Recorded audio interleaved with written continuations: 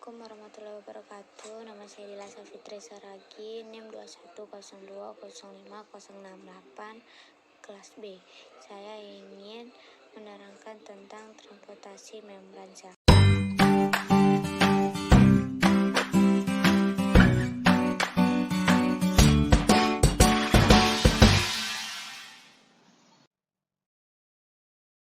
Ada beberapa mekanisme transport membran. Mekanisme yang pertama adalah transport pasif. Pada transport pasif, molekul bergerak menuruni gradien konsentrasinya, yaitu dari area dengan konsentrasi tinggi ke area dengan konsentrasi rendah. Untuk molekul nonpolar, mereka dapat dengan mudah menembus membran plasma dan menuruni gradien konsentrasinya. Nah, perpindahan molekul menuruni gradien konsentrasinya ini disebut difusi sederhana. Untuk molekul polar dan molekul berukuran besar, untuk menembus membran plasma, mereka membutuhkan bantuan suatu protein. Untuk molekul polar seperti ion sodium, ion potasium, dan ion kalsium, mereka menembus membran plasma melalui proses difusi terfasilitasi dengan melalui protein kanal, yaitu protein transmembran yang memiliki pori terbuka yang spesifik untuk ion tertentu saja. Sedangkan molekul berukuran besar seperti glukosa dan asam amino, mereka menembus membran plasma dengan bantuan protein pembawa. Pada saat molekul berikatan dengan protein pembawa, protein akan berubah bentuknya. Dalam hal ini, protein yang semula terbuka ke arah ekstraseluler berubah bentuk sehingga terbuka ke arah intraseluler, sehingga molekul dapat ditransfer masuk ke dalam sel. Proses transport ini juga disebut difusi terfasilitasi, karena molekul bergerak menuruni gradien konsentrasinya dengan difasilitasi oleh protein pembawa.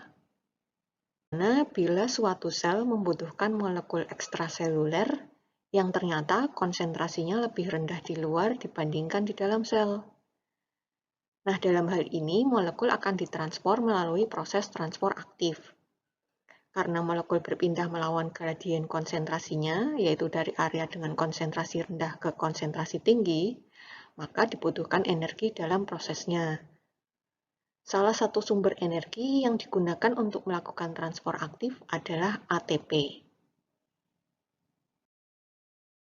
ATP atau adenosin trifosfat merupakan suatu molekul yang memiliki 3 gugus fosfat. Apabila ATP mengalami hidrolisis menjadi ADP dan melepaskan satu gugus fosfatnya, maka akan terjadi pelepasan energi yang dapat digunakan untuk melakukan transport aktif. Ada dua macam transport aktif, yaitu transport aktif primer dan sekunder.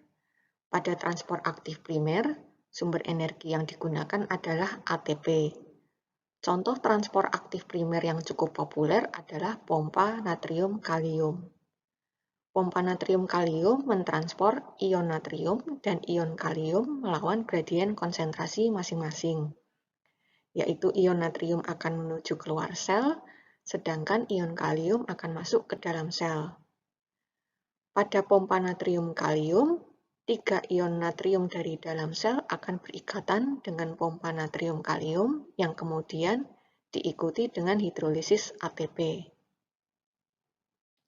Hidrolisis ATP menjadi ADP dan transfer gugus fosfat ke pompa natrium kalium akan mengakibatkan perubahan bentuk pompa natrium kalium. Pompa natrium kalium akan terbuka ke arah ekstraseluler. Ion natrium kemudian berdisosiasi dari pompa natrium kalium untuk menuju keluar sel. 2 ion kalium dari luar sel kemudian berikatan dengan pompa natrium kalium dan diikuti disosiasi gugus fosfat dari pompa natrium kalium. Pompa natrium kalium akan kembali ke bentuk semula, yaitu terbuka ke arah intraseluler. Ion kalium kemudian berdisosiasi dari pompa natrium kalium dan menuju ke dalam sel. Pompa natrium kalium siap untuk melakukan siklus transport molekul selanjutnya.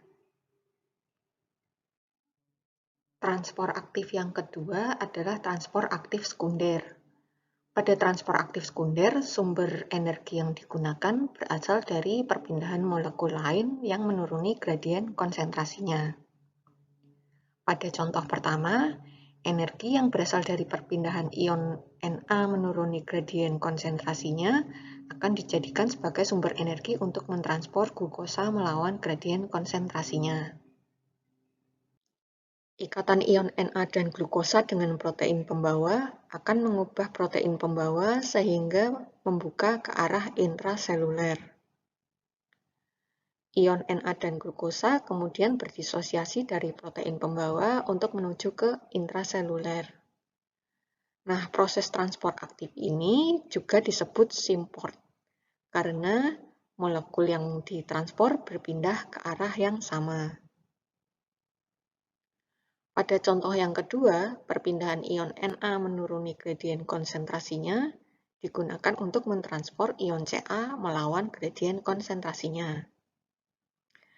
Ion Na dari ekstraseluler dan ion Ca dari intraseluler berikatan dengan protein pembawa. Perubahan bentuk protein pembawa memungkinkan ion Na menuju intraseluler sedangkan ion Ca menuju ekstraseluler. Karena pada proses transport ini terdapat dua molekul yang berpindah ke arah yang berlawanan, proses transport ini juga disebut antiport.